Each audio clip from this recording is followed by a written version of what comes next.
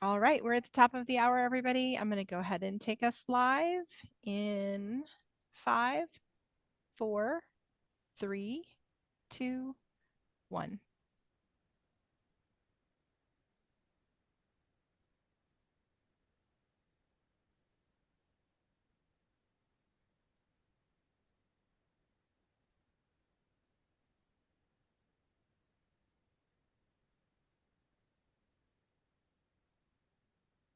Just allowing everybody to connect.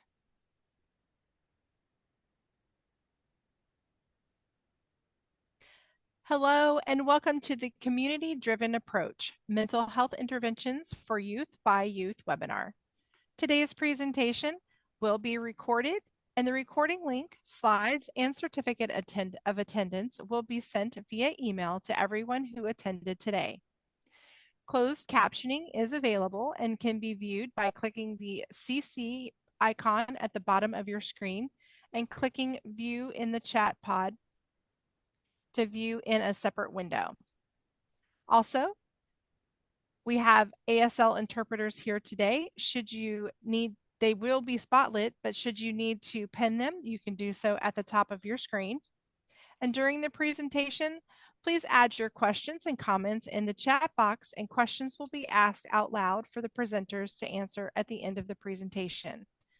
When the presentation ends, please take a few moments to complete the brief survey that will show in your browser as we exit the platform, and then also will be placed in the chat. Thank you again for joining us today. It is now my pleasure to turn the call over to Jackie Zimmerman. You may now begin. Thank you so much, Amy, and welcome everyone. I see all of your greetings in the chat, and it is so great to have you here. If you haven't yet, say hi in the chat. Let us know where you're tuning in from. It looks like we have folks from all over, so welcome, welcome. We're really grateful you're here to join us today for this SAMHSA-sponsored webinar. Like Amy said, it is community-driven approach, mental health interventions for youth by youth. So my name is Jackie Zimmerman. I'm the manager of public education partnerships and e-learning at Mental Health America's national office. But I am joined here today by Leland and Max, who are two incredible young leaders in the mental health space doing work to support the mental health of their peers. So they're going to talk to us about different work that they have done specifically for young people. We will have some time today at the end of our session for questions. We have an hour and a half here together. If you have to leave a little early at that hour mark, that's okay. It'll be recorded and we'll send it out afterwards. But feel free to add those questions in the chat as we're going. I'll be collecting those. We won't be answering them live in the chat. I'll be gathering them. And then that end part of our today's session, we will be going through the questions live with Max and Leland. Just to make note, this webinar was developed in part under our contract number here. You can see on the screen from SAMHSA and HHS. The views and policies and opinions expressed are those of our authors today and do not necessarily reflect those of SAMHSA or HHS. We are so grateful for SAMHSA funding to make this possible. Without further ado, I want to introduce our speakers today. So with us, we have Max Delgado and Leland Pan. Max is a freshman at the University of Arkansas studying psychology. He's currently a Mental Health America 2025 Young Leaders Council member. Max's journey of mental health started when he was in middle school and was diagnosed with an autoimmune disease. The diagnosis came with a lot of hardships, not only physical, but also mental. Mac co-founded a student organization in Northwest Arkansas schools called the Friends of Rogers, which you all will get to hear about today. I'm also joined by Leland Pan, who's a junior at the University of Illinois at Urbana-Champaign, studying political science with a focus on critical mental health. Her mental health advocacy work includes leading community care task force on campus, interning at the Bazelon Law Center for Mental Health Law in DC, and facilitating art workshops. Leland's going to share about her work after Max shares about his. So welcome, Leland and Max. We are so thrilled to have you here today to learn from you. I always think one of the best ways to hear about what youth programming is working is from those who it's going to be impacting themselves. So I'm really glad you're here and able to share. Just before we get started, a few of our objectives today, and to give you a little pathway of where we're going, recognizing that youth and young adults continue to have those increased rates of mental health challenges. Globally, 1 in 7 adolescents aged 10 to 19 experience serious emotional disturbance or serious mental illness. So today you're going to hear about some effective support when programs are really designed to meet the needs of youth, making sure that that youth voice is at the center of creating them, and how Max and Leland have been a part of that. So you'll hear from them about their initiatives, how they were centered in creating these and how they help center other youth in creating them, and help understand how some of the ideas that they present today might be able to be replicated in your community, or some of the insights that they have could be integrated into work that you already do, kind of really focusing on that youth lived experience. So thank you all again for joining. Please feel free to put your questions in the chat, but without further ado, I'm going to hand it over to Max to kick us off.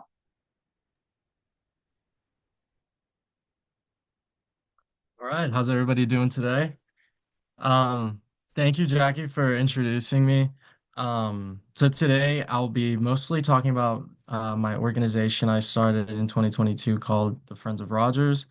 Um, just to throw out some statistics, set the foundation of what I'm going to be talking about today.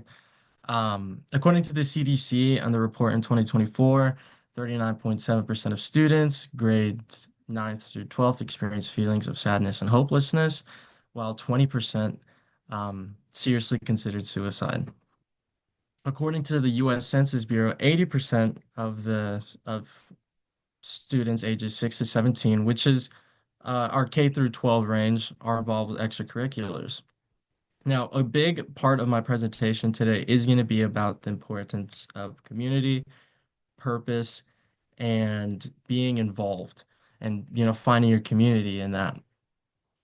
And um, Friends of Rogers is an organization that mainly works in the K through 12 system. Currently, we're only operating at the high school level, but it's all to cultivate a positive environment for middle school and high school students, because especially now it's a very difficult place to navigate, especially for teenagers and preteens.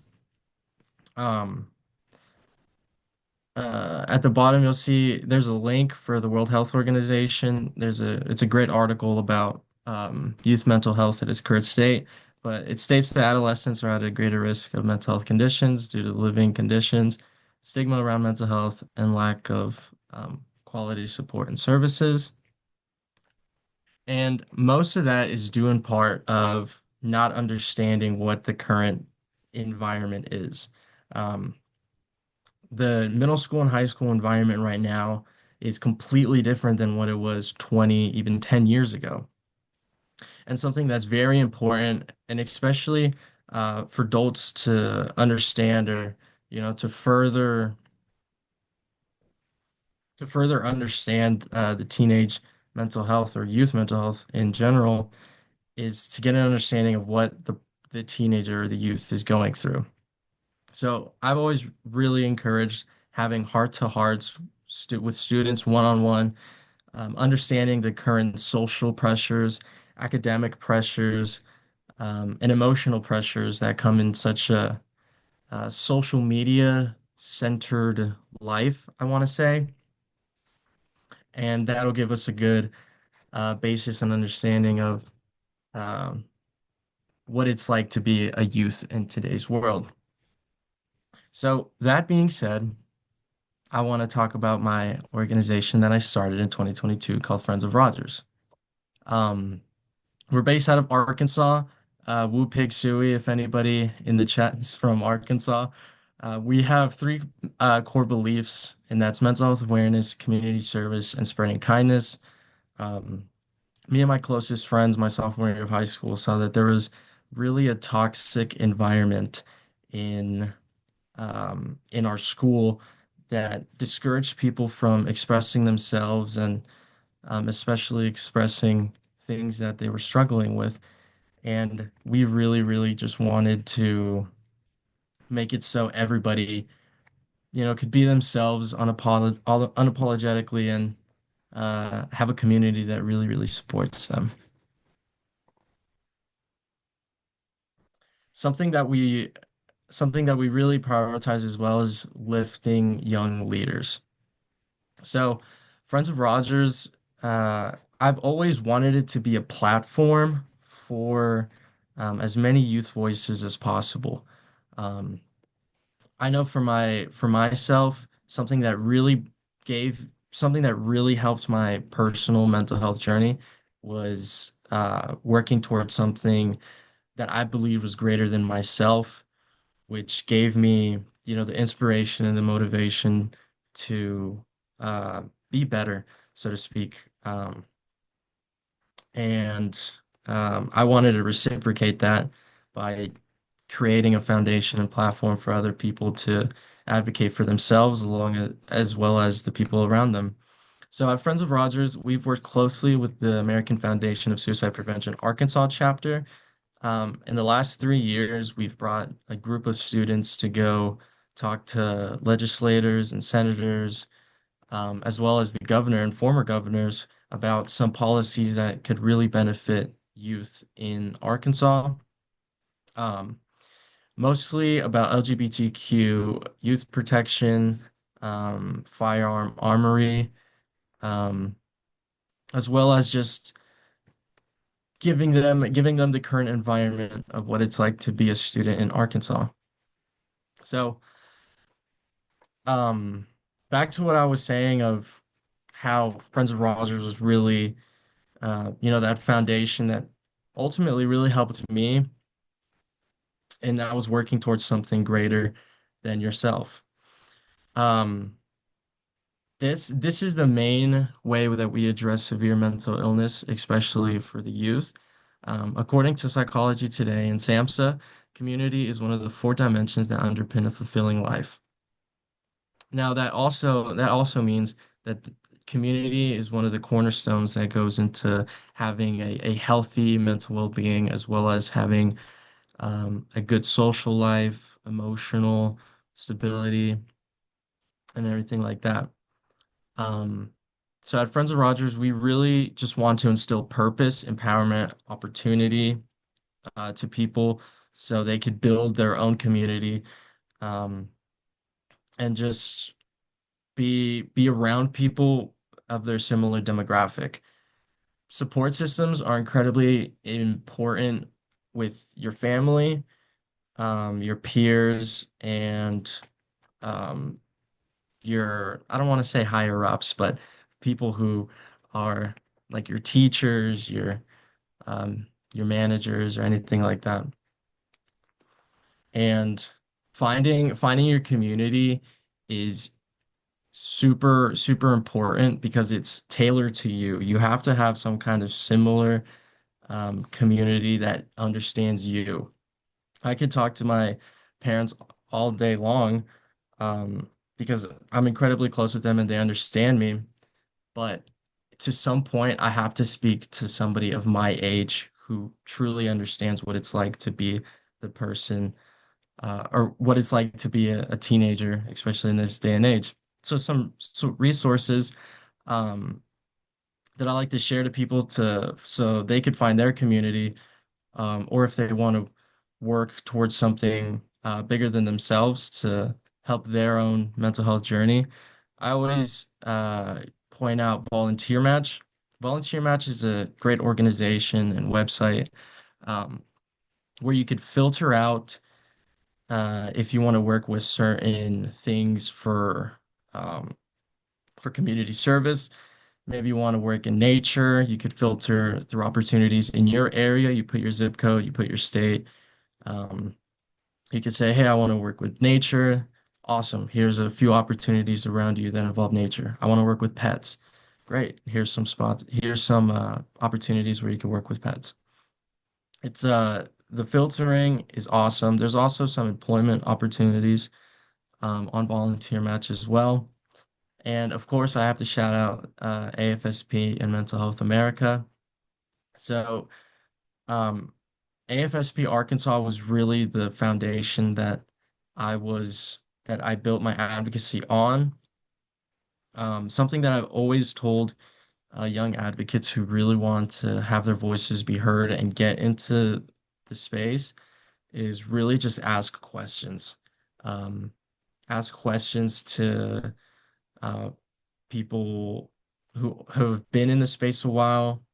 Jacqueline Sharp, who's the area director of AFSP Arkansas, is a mentor of mine, and I remember blowing up her email so many times. Hey, I really want to do some work right now. Do you have anything in Northwest Arkansas right now? I'd love to do some work with this. I have a group of friends. I'd love to do this. And AFSP has a chapter in every state. Um, so please go to the AFSP website and see what's up. Let everybody know as well. MHA affiliates, there's MHA affiliates in all 50 states, as well as some smaller communities. If you go on AFS on MHA affiliates, there's some streets that have their own affiliate programs, as well as major cities and the greater areas surrounding them.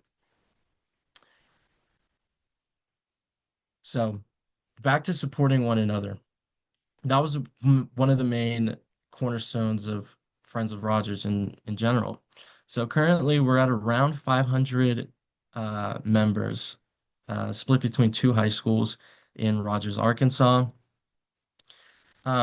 This community is absolutely amazing. I've been so fortunate to be surrounded by so many kind-hearted and awesome individuals that make my work so much easier to do.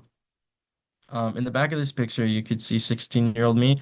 Don't mind the haircut, but this is one of our Safe Talk training, um, our training courses a few years back, where we talked about strategies on how to safely navigate somebody who's in a crisis involving suicide. And I'll touch on that a little bit later, but the network of people at Friends of Rogers is awesome.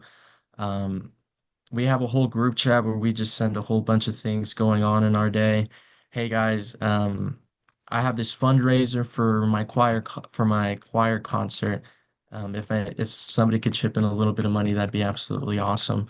Or they throw out their own opportunities. Hey guys, there's a church volunteer opportunity this Sunday. I'd love to see you guys there. And it's just really welcoming because everybody would say, "Oh, that's great. I'm gonna get a few friends. I'm gonna um this sounds like a really great opportunity." And it's also just a great place to meet new friends, have someone to talk to. We're all in the same boat. We're all angsty teenagers at the end of the day, and if we just learn to accept that and talk to each other, it's gonna be a lot better. Um, we also have officers also work diligently to um, gain resources and opportunities in the local community, as well as resources for youth mental health, whether it be connecting students to organizations tailored to them, like the Trevor Project or anything like that, as well as local resources for more professional uh, help as well. Now, with Safe Talk, some more details about this because it's an amazing program and I loved working with it and with them. So it's a program by LivingWorks. Um, there's a few different kinds of Safe Talks or safe training programs, but the one we always use is Safe Talk. It's just a 14-hour training program for people 17 years and up. It illustrates signs of suicide that go overlooked. Um, it also teaches how to safely navigate an emergency situation. During the course, you get a lot of freebies in literature and teaching you, um, hey, if this were to happen, here's some things to say to them. Here are some numbers to give them. And it's not a Swiss Army knife or a fix it all for really getting somebody the help that they really need. It's more as to safely navigate a situation and steer them towards the right direction and get help. This training is available for schools, companies, and organizations. Go over to their website and they'll hook you up with everything you need. LivingWorks also has some other training programs. There's the Safe Assist, which is a longer program, but it goes over uh, similar things, but it's a lot more in depth. There's Safe Faith, which is a more Christian approach, and that's all through online training. And then there's the Safe Start, which is a much quicker, condensed 90-minute training. Uh, Training somebody who may be thinking of suicide, to recognize somebody who may be thinking about suicide. But so if you really want to get to know more about Safe Talk and Living Works, head over to their website. And if you believe that this is a good fit for your school, company, or organization, give it a try. I've really enjoyed working with it. Um, so clearly, all of this stuff couldn't have been done by a couple 16-year-olds and 15-year-olds, especially in a school system where everything needs permission to have anything done. So adults being involved is incredibly, incredibly important. On the right, you'll see Carrie Book, who's holding an award. She was the founding sponsor of Friends of Rogers at my high school, and she really, really just threw us into the right direction to be successful. Adults and educators in the K through 12 education system act as sponsors for the program. They fill out all the permission forms, all the adult logistical things um, to have something successful working in a K through 12 school system. And so if you're an adult in this chat room right now and you can think of a student with ambition and an even bigger heart, spark that conversation. Say, hey, you've been doing some really good work around the school. Um, let's let's start something. Let's start a student organization. Let's you know, let's start s- let's get some students and let's make something of it. Um, but Friends of Rogers has always needed an adult sponsor to make sure nobody loses an eyeball, so to speak. Keep us all in line. So benefits for youth in their communities. Um, as mentioned before, I've always wanted Friends of Rogers to be a foundation for leadership. And as youths find their voices for leadership and service, the more the stigma slowly breaks and breaks down. And um, the youth find their community that supports them, and connects them to resources that benefit them. And the community gains the youth who are gaining all those things. You get a whole new generation of mental health conscious individuals. Um, that'll really change the dynamic of your community. Um, it's it's really, really awesome to reminisce on the last 3 years that I've worked on this organization because of just how different I've been seeing not only my high school but Northwest Arkansas in general because it just seems so much more lively. Everything seems like a party and everybody's just supporting one another and it's absolutely awesome and I love seeing it. And I hope it keeps growing. So we have some testimonials from some student leaders who have been with Friends of Rogers for a few years now. And I want to reiterate what I said about purpose a few slides back. So purpose to me is something that I've really, really thought about in the last 4 years because when I was struggling with my own personal mental health journey, I felt like, what was my purpose? What do I bring to the society? I was lost in that really convoluted headspace. And then that's where I found it. I always found myself helping other people and that giving me a sense of satisfaction that I couldn't feel any other way. So I found my purpose was to help other people and have other people help other people by lifting them up and inspiring them to do something greater than themselves. And maybe maybe you have a different purpose, right? Maybe you believe your purpose is to feed, is to nourish people, and maybe you're a chef or a baker. You still have to have a community to back you up. Maybe you believe your purpose is to entertain. You're an actor, you're a comedian, you're a musician. You feel like your role in the society is to entertain. You still have to have that community that backs you up. Regardless of what we're working towards or anything, we have to have that community that backs us up. And I think that's absolutely beautiful. I think that's what makes us humans. I think that's why we're the most social creatures on this earth, is because we can't operate without a community. And that's what I hope to tailor with this organization. So, if you're a student and you're watching this presentation, please scan this QR code if you're interested in any of the stuff that I've talked about. Or maybe you're an educator, you're an adult, and you know a teenager or middle schooler who you think would really benefit from a program like this. Please scan this QR code, send it out to them. I have my email on the bottom right if you want to email me questions in depth of what I talked about.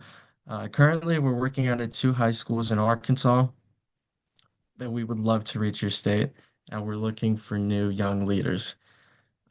Thank you so much for this opportunity, Jackie, Kelly, um, and thank you guys. Thank you, Max. Incredible work that you are doing with Friends of Rogers. I just want to give you a huge kudos. It is not an easy task to start something from scratch with an idea and bring it to life in the way that you have that's so impactful. A few of the things I just loved that you talked about, that first of having connection, purpose, community being so important for mental health. You're right on with that. And especially right now, where we're seeing a lot of young people report those signs of loneliness, that missing connection. And I know technology plays a role in that, both positive and negative. Sometimes it creates a space for connection, but sometimes it creates an outlet for people to withdraw. And so I think that the fact that Friends of Rogers provides this in-person social connection, and from that mental health lens to support individuals is just so beautiful. Thank you for the work you're doing. I also want to uplift one of the things you said about, if you're an adult listening, to help spark that conversation with youth of, is this something you want to do? I think that that is so important because a lot of times young people have these ideas. It's not a lack of creativity. You have this idea, you have something that you think would be impactful to you and your peers, but you might be held back of, who do I even talk to about this? Or is it a silly idea? Like we all have those thoughts. And so I think as adults, something that can be so beneficial is just providing that space for a young person to come forward with an idea or approach them and let your students know, if you're working in a school, if you're interested in creating something to support our students' mental health, physical health, or any other kind of social benefit to create that sense of community and belonging in the school, let youth know that you're someone that they can come to, that they can help kind of create this idea together. So shout out to all of our incredible educators who might be joining and are helping support young leaders like Max bring these ideas to life. So thank you so much, Max. We are going to turn it over to Leland next. And Leland is going to share a little bit more about the work that she has been doing. And then we'll have some time for Q&A. I saw some questions pop up for Max. I'm keeping those in my pocket, so we'll bring them both back on after Leland. And then we will head into our Q&A. So Leland, thank you for joining us. Take it away.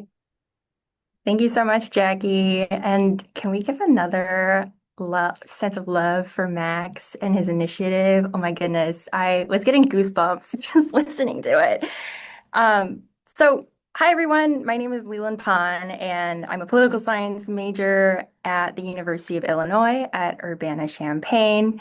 My work within the major lives at the intersection of policy, art, and mental health. My journey has brought me into advocacy spaces like on the Hill, the White House, college campuses, and especially art museums.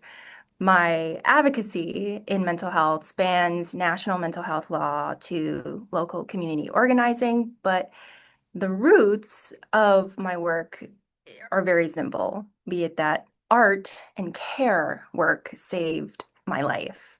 And I'm here to share how we can center that kind of care in our institutions. And it's starting with where it all began for me at an intimate creative hub of a nail salon. Next slide, please.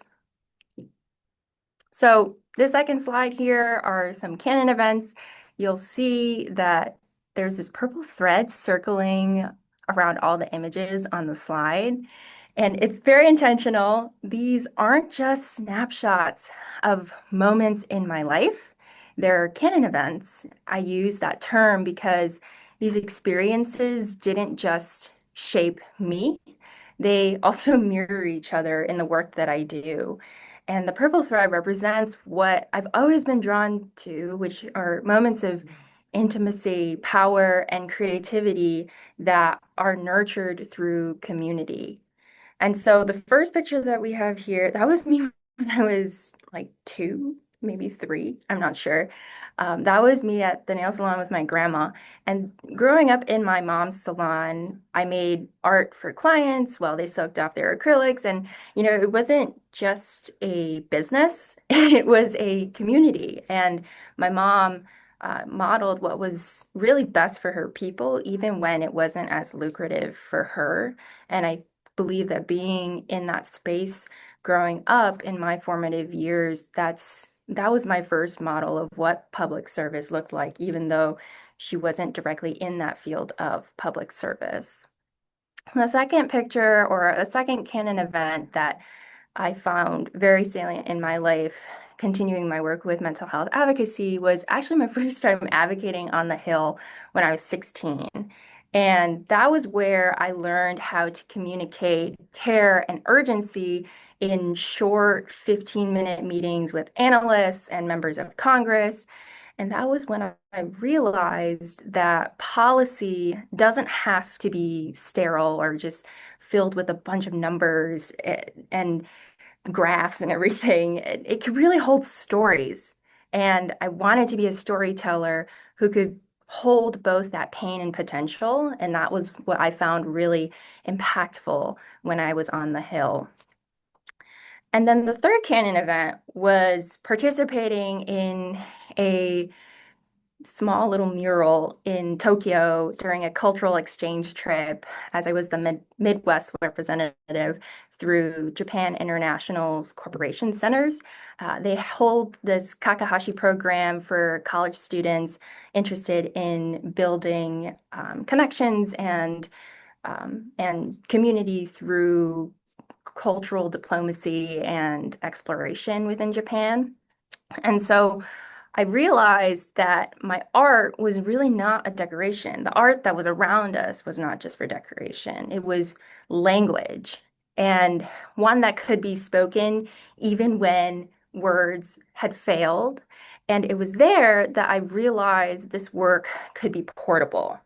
And I think through that experience, I learned that we need more ways to say, I'm hurt and I'm here beyond needing a therapist's office to build that physiological safety. And if you all remember from what Max was saying, that community is so incredibly important. And I cannot stress that enough, especially when you're in college, is that it's so important to understand the roles of physiological safety and how you need a community of people that you feel like you belong with to foster that. Next slide, please.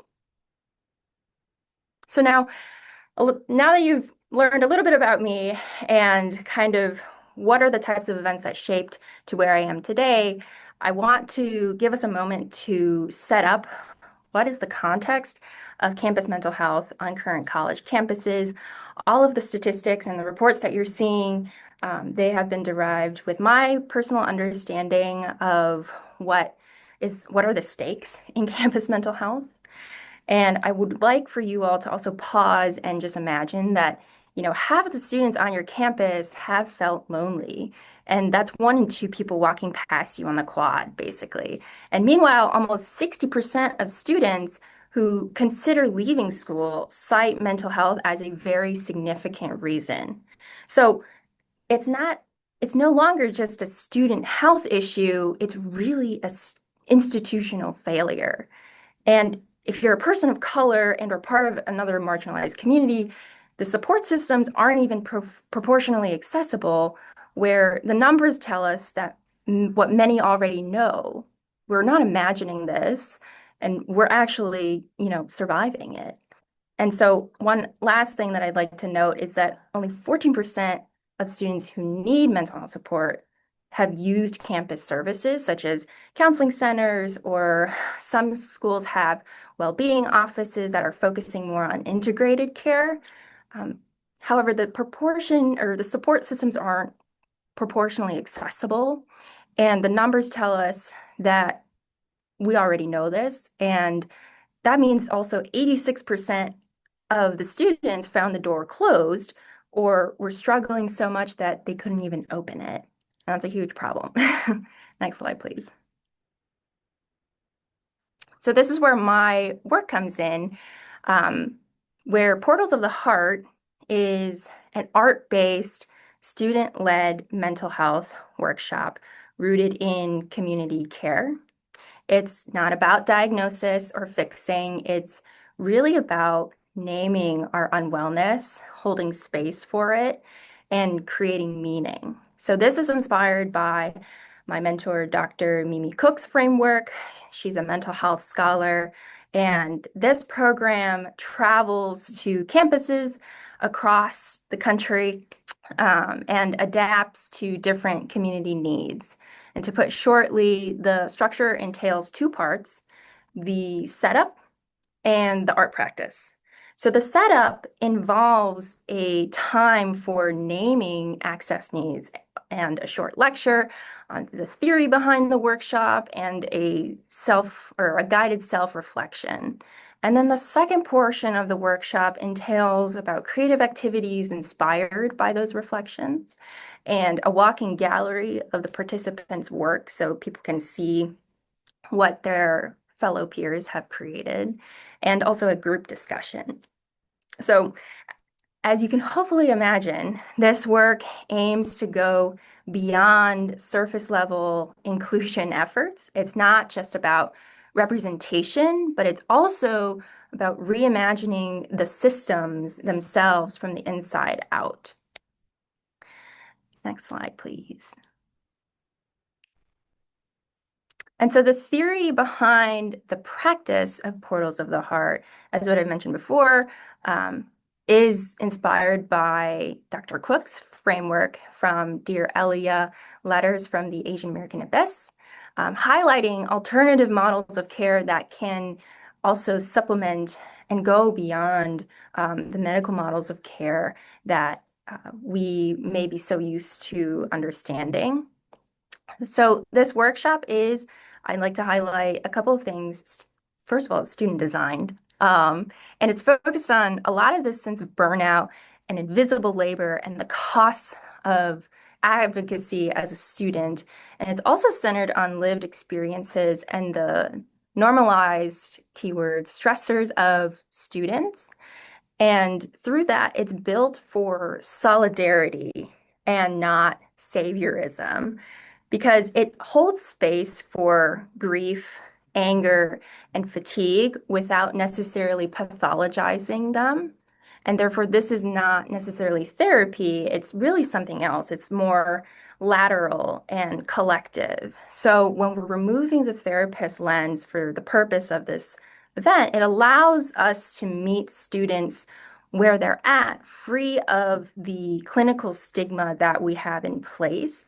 And so, therefore, this workshop becomes a soft landing point, which is a beginning, meaning that there is no solution, but rather a fundamental opening for reimagining mental health care. And it's giving students the language to be able to advocate for themselves when they are noticing some of the normalized stressors in their lives are getting a little bit too difficult to carry by themselves. And so on the right, you can also see some photos of my previous workshops in the past. So that's normally what you can see on the lower right-hand side, based on my perspective, is that a lot of the students are sat in a circle, and each of them are doing very different things because I offer them multiple modes of activities that are focusing on different art mediums. So they can paint, or they can do a collage, or they can play with clay and make a sculpture, or they can do a mixed medium format. So every single student in that photo, they're doing a different thing. And that's what's so beautiful, where they're co-creating something that they haven't done really before, but then they're also seeing the different nuances of how each person is representing and materializing their own feelings in the workshop. Next slide, please. So where have I been? Those are all the places that I've been since starting the program, I believe, in the fall of last semester. So I started imagining it in August, and then I was talking to Dr. Cook, and then we went ahead and collaborated and built the curriculum, and then I curated all of the supplies and then reached out to a lot of schools and put myself out there. And these were the schools that were able to open this opportunity and find a nice place for the workshop to be housed at. So what's striking for me is that each place, so the medallion program at the University of Rochester, George Washington University's Asian American Association, Harvard Kennedy Schools, API Caucus, Bowdoin's track and field team, and also their art museum, and also the Association for Asian American Studies conference back in April, is that they all have very different theories of change. So from leadership programs to athletics to art museums to policy schools, they all have different cultures and different demands. And yet every space needed this type of work.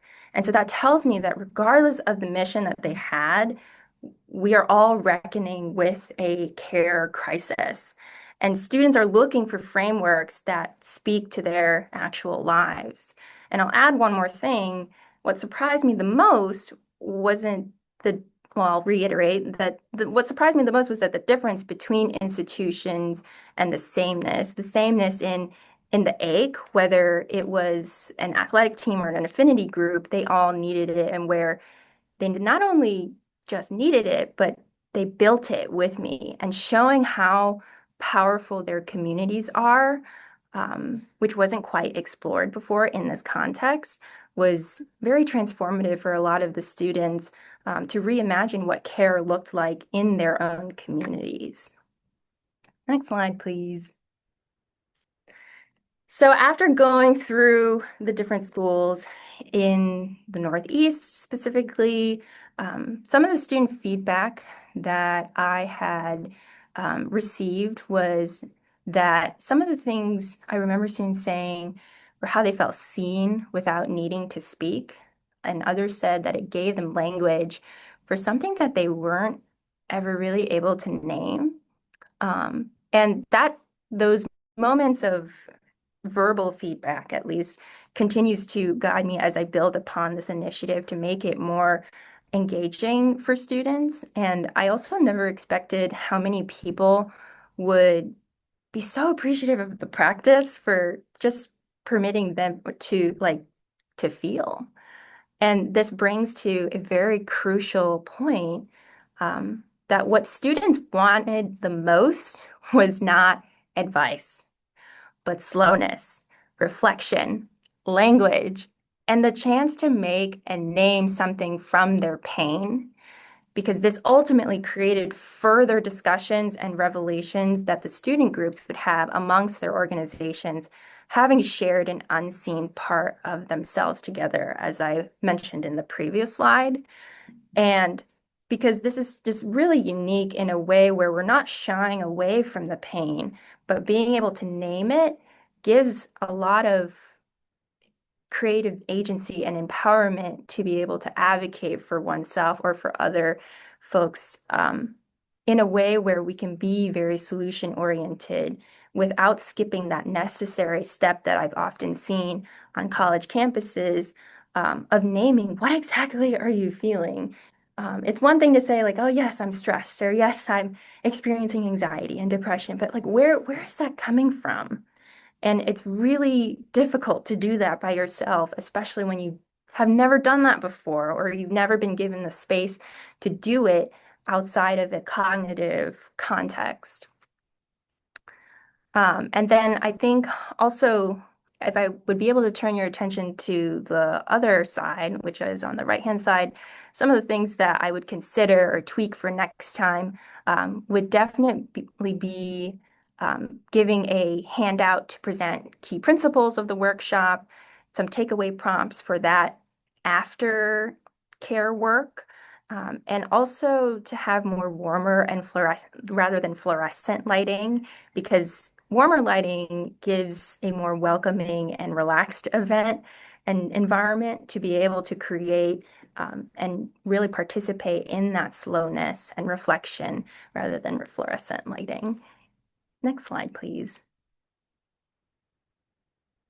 So after the feedback, I also would like to highlight some challenges before when I went to the schools and then during the schools, when I was presenting them. So one of the challenges that I found very salient out of all the things that are mentioned here that I really want to highlight is the ability to keep showing up while you are being unwell, like facilitating this kind of work while going through your own or going through my own mental health struggles is very real and raw. And when you're young, you don't really have that institutional backing, and I'm figuring it out in real time, and it's very brutal. And especially when your brilliance is praised but not protected.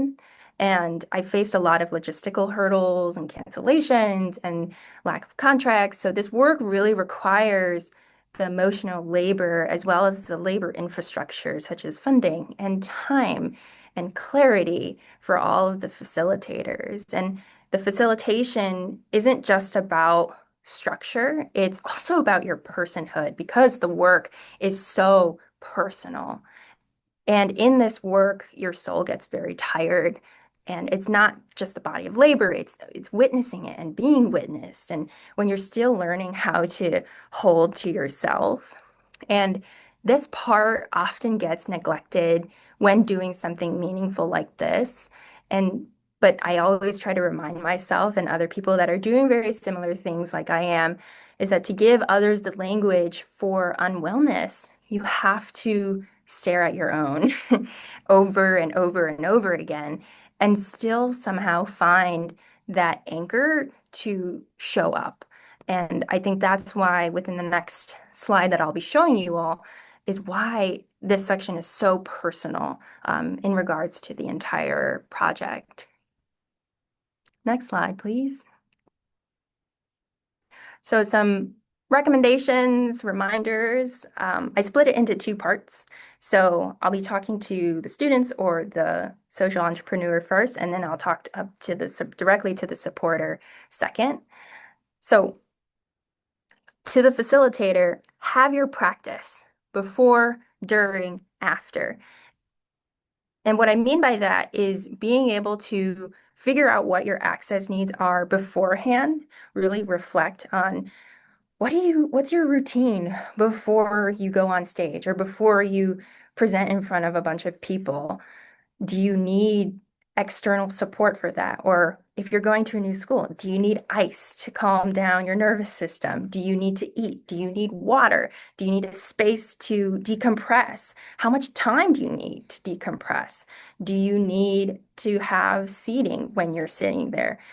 Have a care plan and an access needs list before, and then communicate that to your trusted liaison at that specific school. And then during your presentation, you'll have multiple breaks if you are facilitating an art workshop where you won't really be talking, you'll just kind of roam around.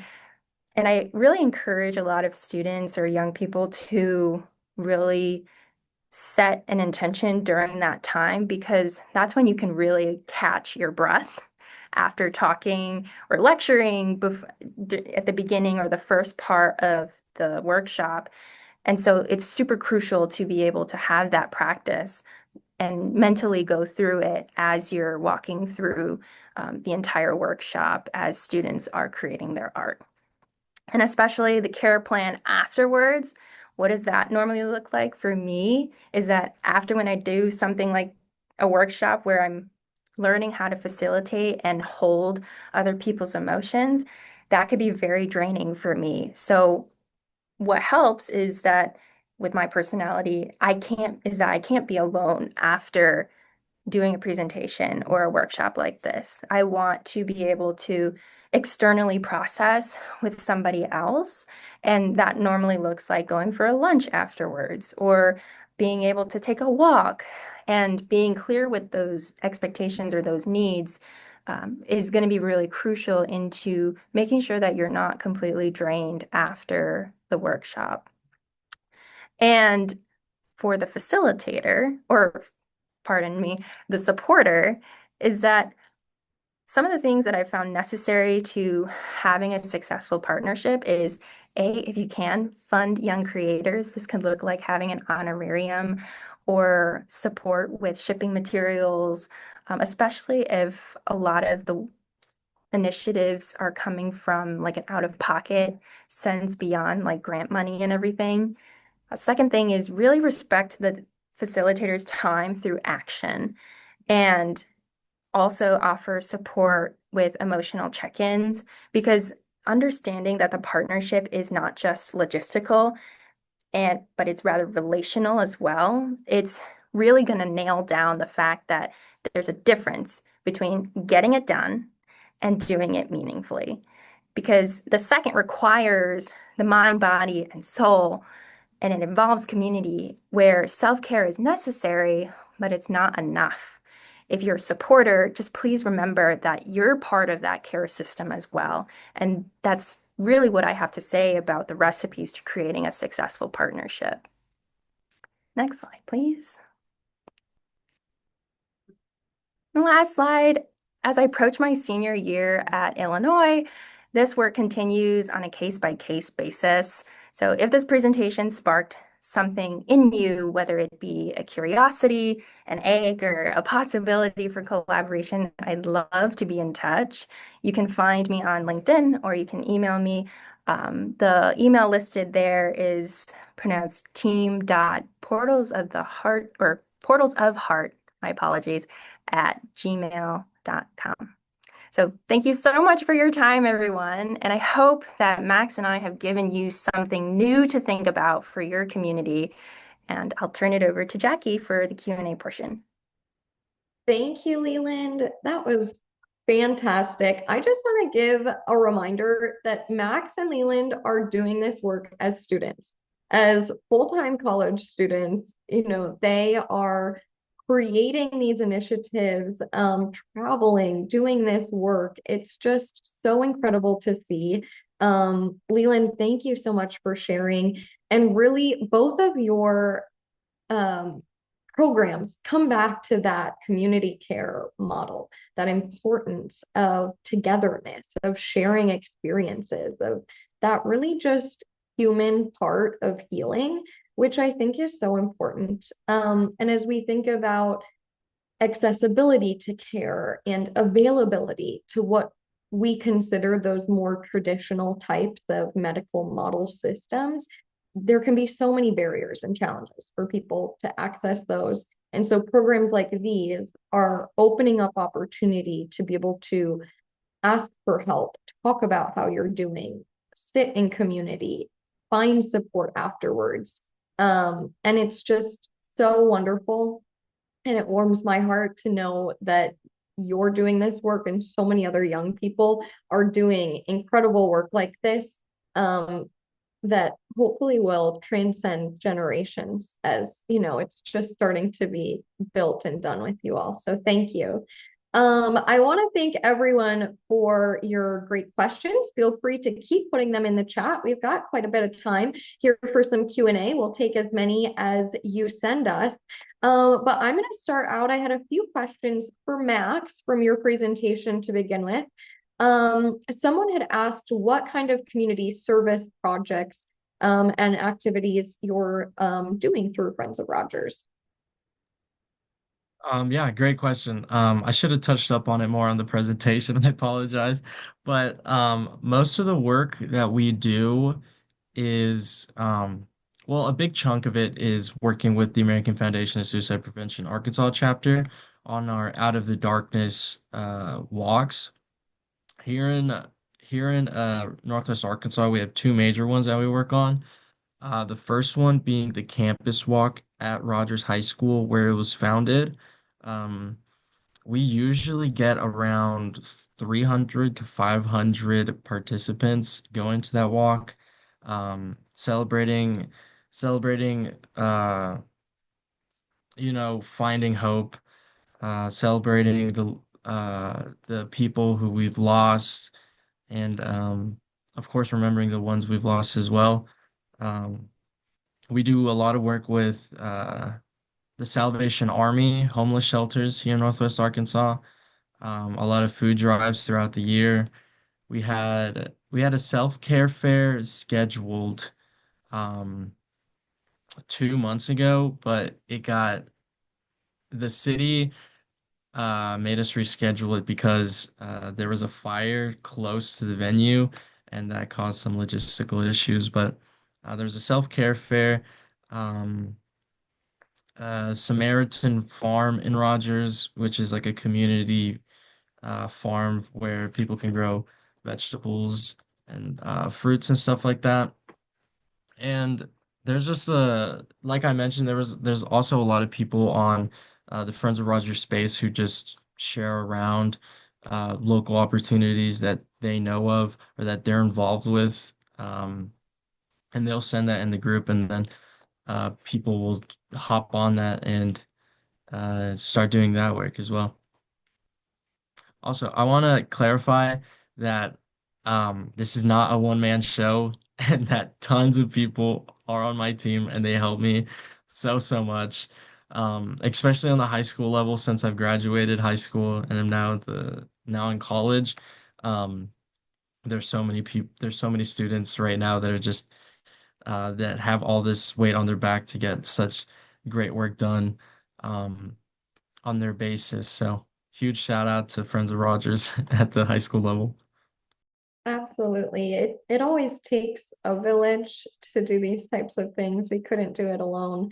But it sounds like the perfect blend of activities that you have available through Friends of Rogers, and then that just kind of organic connection where people can share what they're doing and join in. And that's really that kind of community-centered approach that I just love. And then people can get involved with what most interests them.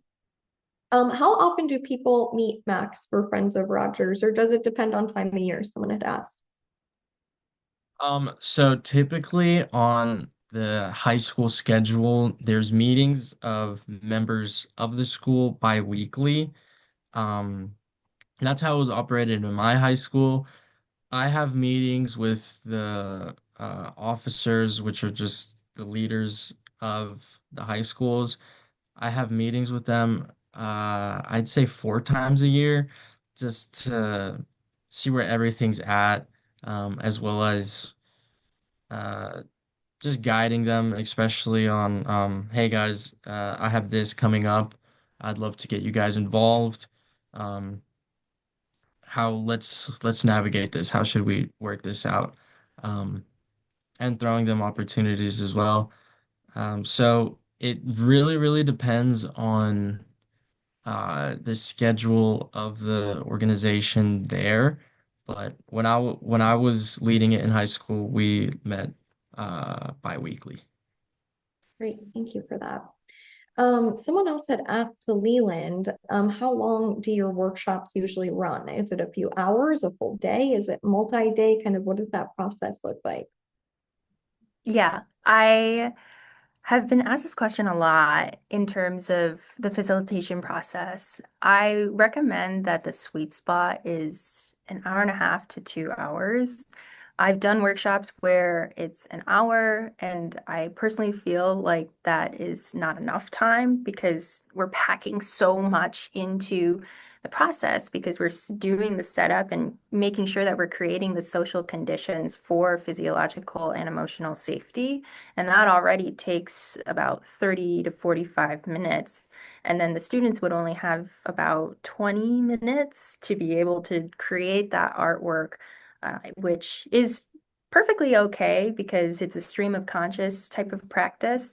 However, the part that gets neglected, especially at the beginning of the piloting of my workshops, was how there wasn't much time for that discussion and being able to slowly transition out of the care space and learn how to facilitate that with their peers. And so what I've done in the latter half of my workshops was that I extended or requested to extend it from an hour and a half to 2 hours, which is perfect amount of time to be able to do this. Although we can talk about care work and unwellness forever and for multiple days. However, I feel that the 2 hour mark is the most ideal with this type of workshop. Absolutely. And I'd love to hear a little bit more about that opening work and the opening conversations that you're having to get people in that space to feel like they are in this zone to tap into their emotions and create this piece of art or even start to talk about it with the group. Do you find that people are comfortable with this? Do they tend to be uncomfortable? Do they warm up to it? What has that experience been like? Yeah, on the facilitator side, it's really interesting to learn how to read the room and see how people are responding to it in real time. I, one of the most intimidating audiences I personally felt when I started doing this was when I was presenting in front of the track team because it was the men and women's scoring team, but it was just a unified program. So half of the room were full of guys where I had specifically talked to the head of one of the heads of their committee members, and he directly told me, he said, no, like he said, you should reframe it as a creative workshop because no guy is going to want to come to an art workshop. And that makes me really sad But at the same time, we both had reflected on the lived reality of the stigma and also the concept of art and contemporary art integration, where eventually we came to a solution of saying that, okay, we'll adjust the language a little bit so that we can make it more of a softer landing point for those who are on the men's scoring team, and also be able to focus more on the ideas of tapping into your body. Because as athletes, when I had discussions with the head coach, and this is what I would like to also mention too, when it comes to the iterative planning process, is that we've had multiple discussions with different members and different, positions of power, where we had the head coach, and then I was talking to some of the athletes. And so we had all come to this idea, was that, we wanted to really focus on the performance pressures or some of the stressors that they had just with athletic performance. And so I was able to kind of weave that into the conversation, where we would open up with a more of a somatic exercise. And I think it's kind of, if you see one person doing it, then you will feel like it's comfortable and safe to have yourself do it as well. And I think that kind of opened up the space, even though there was that sense of uncomfortability, or it was a little bit weird to do something that wasn't as like specifically prescribed in a normal track team, team bonding workshop. It really opened that ability to say, oh, okay, so this is where she's coming from, and being able to kind of gauge in that conversation and bringing people in and saying, what do you think about this? So I mentioned that you saw this, like allowing aspects where there is some anonymous work as well, where you can ask these questions without feeling like your name is attached to it as well, is also something that I felt was really powerful. And that's why the setup, where I asked the question, what does unwellness feel like, look like, sound like for you?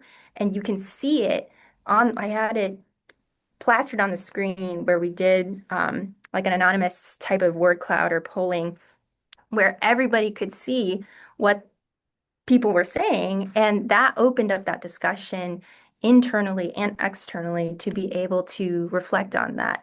And so while it was kind of difficult to navigate, I think there is that potential. And when you do it intentionally and you do it thoughtfully, with the people that are next to you and that have been in those environments that you're about to facilitate with, it's going to be very powerful, and it works to the point where maybe not everybody's going to get the whole gist of what you're trying to convey, but at least that they're exposed to that environment to name what they're feeling. And for that, I think like a lot of the male identifying athletes that I had talked with, was that this was so important for them, and they felt like they needed more of this, where they didn't have that opportunity to just sit down and do something where mental health wasn't the most salient, like it wasn't screaming in their face compared to maybe like a skills-based or cognitive-based workshop. It was really, about, they could see it as like an art form, where then the backdrop of it was really about mental health. But being able to kind of phrase and move around that type of language was really important to create that soft foundation for them. And especially with other activists and other organizations that also had folks that may not be as open to talking about their mental health, and doing it in this way really meets people where they're at, and their comfortability levels as well. Yeah, thank you so much. It's so fascinating to hear. And kind of expected, just that depending on the group and the space that you're entering, you're going to get a different response. And I love how you were able to kind of even connect with the administrators ahead of time and get that feedback. of kind of what you're walking into and how you can adjust to make sure that you can still keep the integrity of the program while making it most comfortable for the participant so that they get out of it what they need. So I love hearing about that. And I know we had a couple questions in the chat about just how within your programs you've been able to address like cultural sensitivity and different things like that. And I think it's important to, and someone had asked too about, do you tend to see more females joining this than males? Are there males that come to these activities? So I'd love to kind of hear from you about the makeup of who's coming to these. Do you feel like you've been able to reach students in the ways that they feel comfortable and that, they're able to participate? And maybe I know you addressed with Leland the track team where it's like this might be something that they might not normally do, but what has kind of the demographics of who you've been reaching look like, and have you felt success in those areas of reaching everyone you've been trying to? Yeah. So in terms of the demographics, what I've personally seen on my end is, yeah, there are statistically more female identifying folks rather than male identifying folks who come to those workshops and participate. And that's something where that's really a conversation in terms of the outreach and uh, the promotion process, which I personally feel that it's a whole other mechanism that if I had the chance to be able to continue this even further, is that would be another conversation that I would have, because I'll go back to it, is that we need to figure out how to do it meaningfully. And it doesn't start from when the workshop begins. It starts way before in the planning process. And so in terms of the gender demographics, that's what I see. And the racial demographics, a lot of the organizations that I was invited to, they had specifically focused on persons of color and other marginalized communities, which was my intention as well in particular, and also who are neurodivergent. I didn't personally ask them to disclose it, but whether if they felt comfortable to disclose it as part of their identity, there was space to do that. And in terms of reaching like the socioeconomic demographic, I personally felt that especially a lot of schools in the Northeast, if you've noticed, a lot of those schools are private schools. And so there was a chance that going into it that I would see, especially over at Bowdoin, talking to different students and everything, that they felt like the socioeconomic status was very similar. But then you go to different schools, like when I went to GW or the University of Rochester, there were different folks that were in different socioeconomic backgrounds. So in terms of outreaching and like speaking out to a specific group of people, I think that's where I felt that it was kind of already baked into that process of reaching out to specific organizations.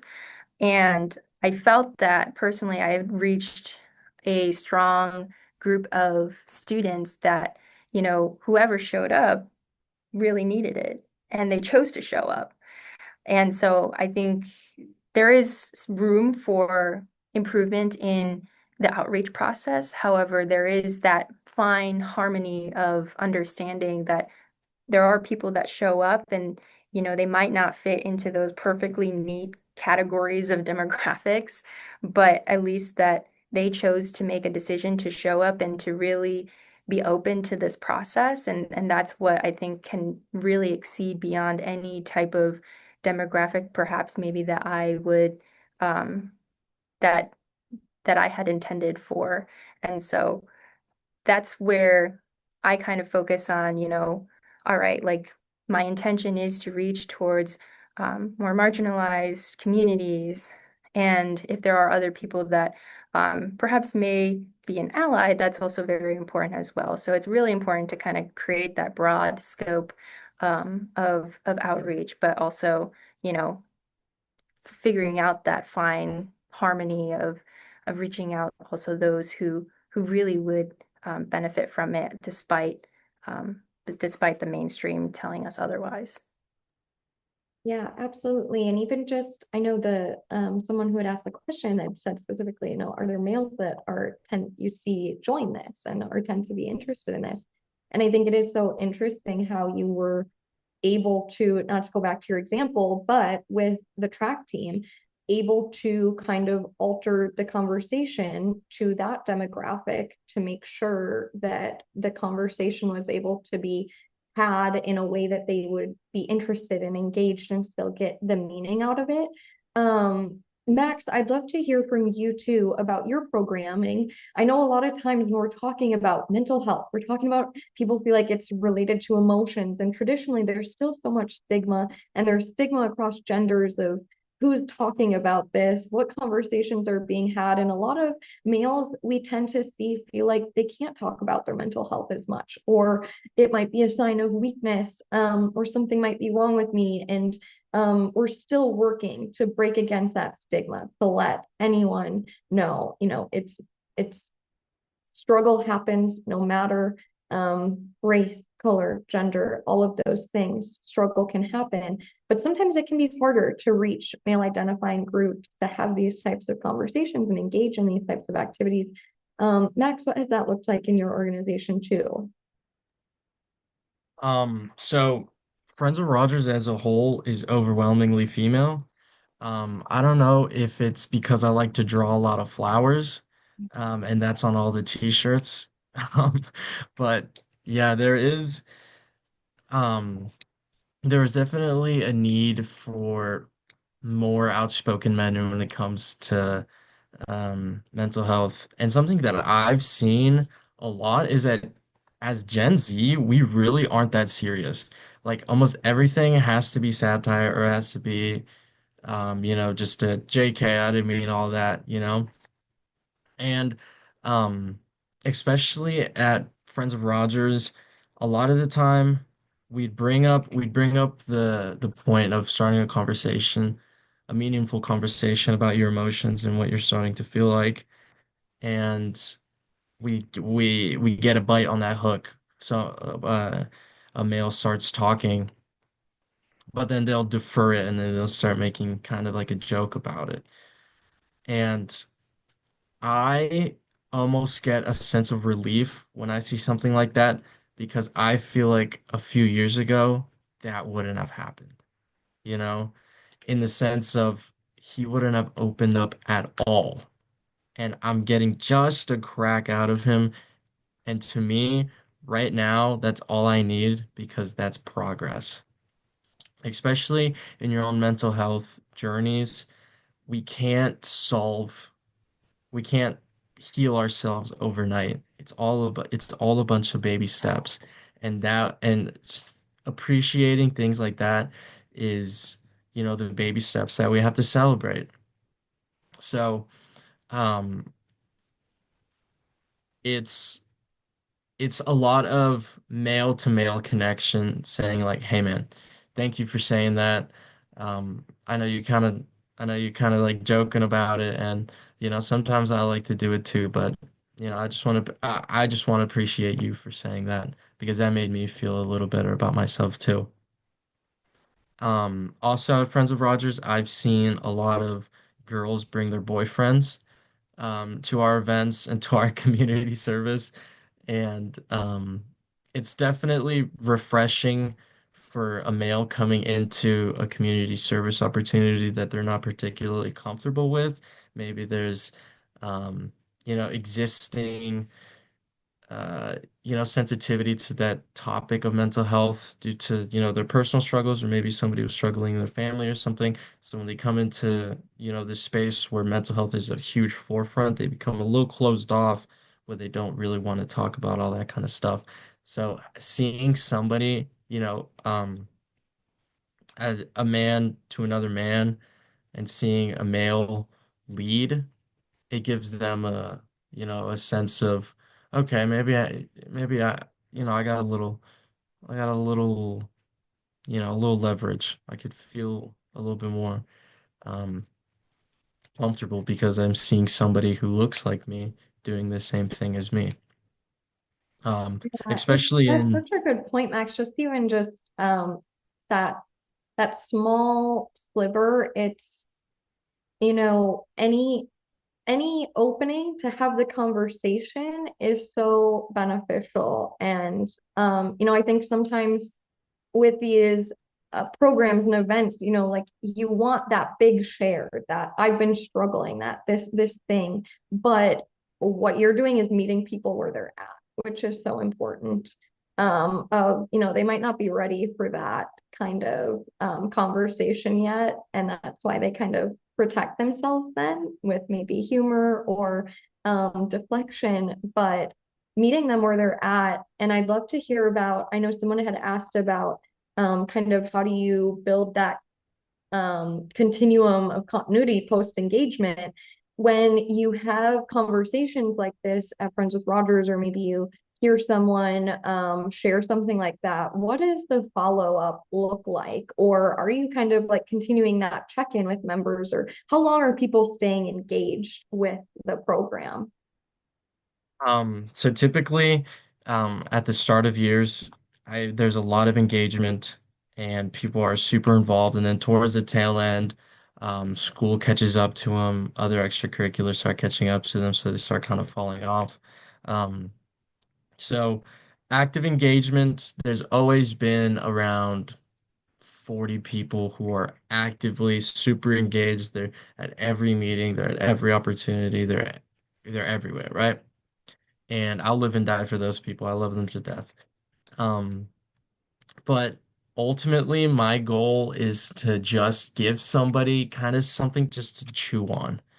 Um, I really want active members. I want active people in the mental health space. I want people active in the advocacy space. But if the least I can do is give somebody just a thought where they could think of at night of saying, okay, well, that gave me another way of thinking about that. I'm gonna sleep on it. I'm gonna chew on it just a little bit, you know. Um, Having those setting out a foundation or a spreadsheet of saying, okay, these are some emotions, these are some things that are really affecting our generation right now, and this is how I'm seeing it, and this is how I'm expressing it. These are my emotions on the matter, and this is how I feel, and maybe it's how you feel as well. And you just, you haven't had a lot of time to just think about it and understand it.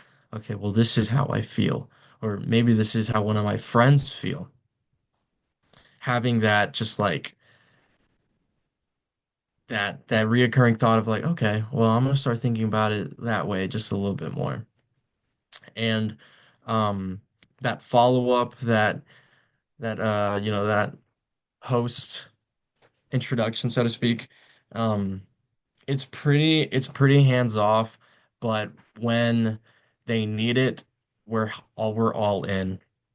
Um, I remember when I first started, there was a few people who weren't that were really into it. They fell off for a couple years and then they came right back, and we were all hands on deck. We were like, "All right, dude, perfect. Um, let's get you back volunteering. How have you been feeling?" Um, And you see that change in a person when you give them something to really think about. You give them some time, and then they come back and they say, "Hey, I've had some time to think about it. I'm I'm looking at it differently now, and I think I'm a changed person." So that's always what I've been striving for, just a little dent, and hopefully it erupts.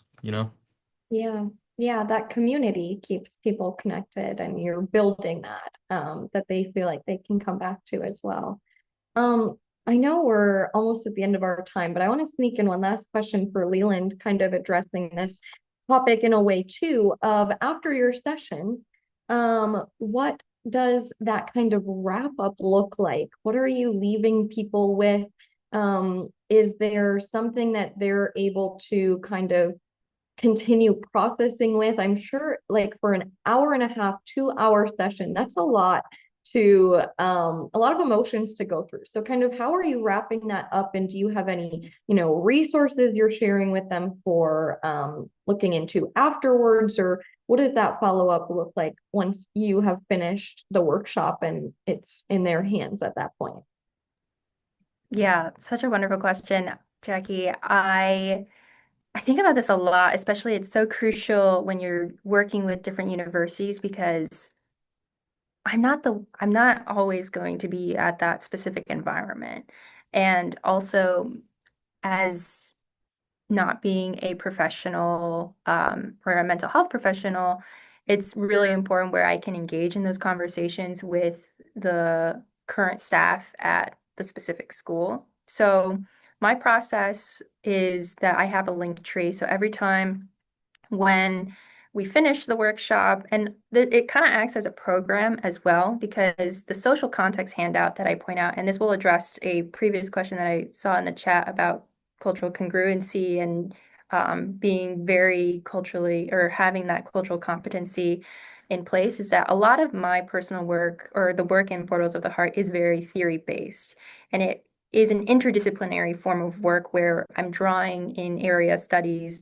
And if you look up the specific mentor that I was mentored by, um, it's really based on addressing what the system and the structures of the system entails and really integrating that into the care work. And so a lot of the students will be able to take home that digital format of a program where they will have, I have sections where, if they want to read more about the social and the academic theory behind the workshop, and they can do that on their own time to get an understanding of how has the work been created.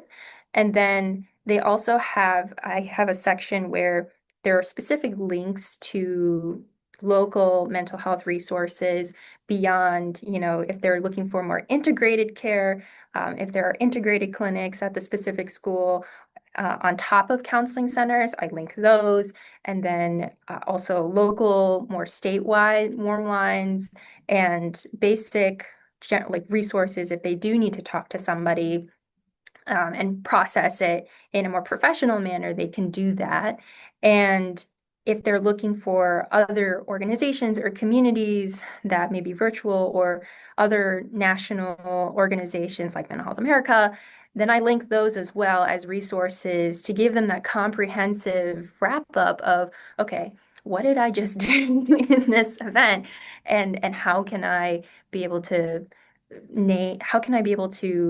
attach or perhaps maybe follow up on those things, both academically and also socially and professionally, if there is that need to do that. Because during the event is that I always make sure that there is a trusted liaison to be able to talk or to pull students aside, or if the student is feeling like they're very activated, there is always opportunity to step out, and then there is a person to help facilitate that. That is a trained staff member to be able to provide that support in case I'm not able to do that in real time. And so there is always that extra support behind the scenes for students. And I make it very known where, if you do need to step out or you do need to take care of what is happening personally and internally, then you have the right to do so and that there is support. And so giving students the whole crux of the workshop is really understanding and telling students that you have options. You will always have options. And that was something that I had to learn the hard way, where much of this work becomes personal because I grew up feeling like I didn't have options. And then I had somebody tell me when I was 19 saying, no, you do. You do. You can do X, Y, and Z. There are options for you to really put yourself first when you're living in a world where you are put last sometimes. And so it really creates that opportunity for multiple students to enter in a specific way and to do it into their comfort zone, whether it's through during the workshop or afterwards. And I'm happy to elaborate for those who have questions later on about that process. But that's what's coming to mind at the moment. Thank you, Leland. Thank you so much. I know we are right at our time here. This absolutely flew by, and I just want to give a huge thank you to Leland and to Max for being here, for sharing about the work you're doing, for doing the work and really being so purposeful in everything. I know that there were a few questions left that some people had, and I saw Leland, you were responding in the chat. Thank you for that. But if anyone has those specific questions, the email will be sent in the follow-up materials with the slides that Leland and Max provided you with, so that you can reach out with any specific questions you might have lingering for them, or if you're thinking you want to start something similar, you want ideas on how to start something similar. They are just fantastic resources for you. So again, thank you, Max. Thank you, Leland, for all of your genius and for being here and sharing it with us today. I want to give a huge thank you to everyone who has joined, for your questions, for your comments, for being here and listening and sharing afterwards. You will be receiving an email that will have a link to the recording, your certificate of attendance, and the slides. So you'll have all of the information from today. We want to end by giving a really big thank you to SAMHSA for sponsoring this event, making today possible. And thank you to our interpreters and everyone behind the scene, Kelly and Amy, for helping us out and making today so wonderful. So thank you all for being here. Thank you, Max. Thank you, Leland. We will be in touch soon with all of the follow-up. Thank you. That does conclude today's presentation. You may now disconnect.